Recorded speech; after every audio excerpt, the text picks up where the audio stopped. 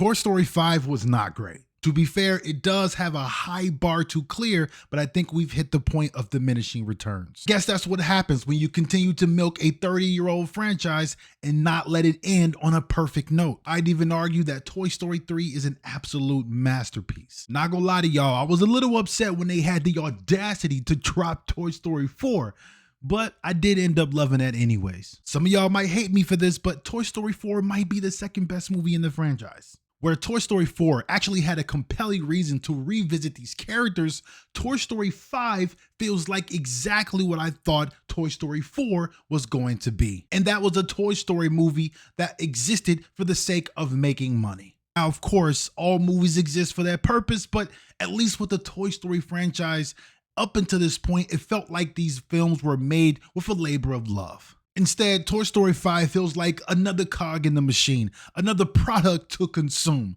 But in spite of my aversions to it, I do still think that it retains a lot of its charm. Buzz and Woody takes a backseat in this movie. Like, real talk, they are barely in it. You can almost argue why Woody is even here. Their roles get cut down significantly to make way for Jessie, and I'm fine with that because Jessie is awesome, even though she is cut from the same cloth as Bo Peep. The film does this thing where we revisit Jessie's painful past, and they kind of put it like a new spin or a new perspective on that moment, if you can remember from Toy Story 2, and I thought that was pretty cool, and I thought it gave the character some closure. There's a big emotional scene for Jessie at the end of the movie to wrap up her character arc, but by the time we arrive at that moment, there's a lot left to be desired. There was just too many things happening in the narrative that by the time we actually get to the moment, it felt rushed and cheap. The new characters that they introduce are all cute and fun, but they have nothing on my goats Ducky and Bunny from Toy Story 4.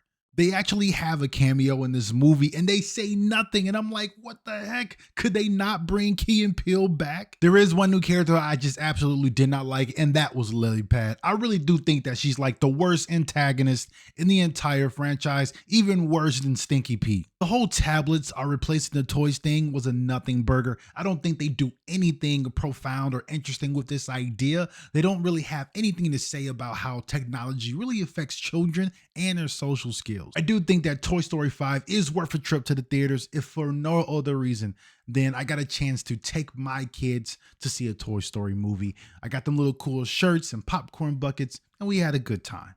I'm going to give Toy Story 5 3 popcorn buckets out of 5.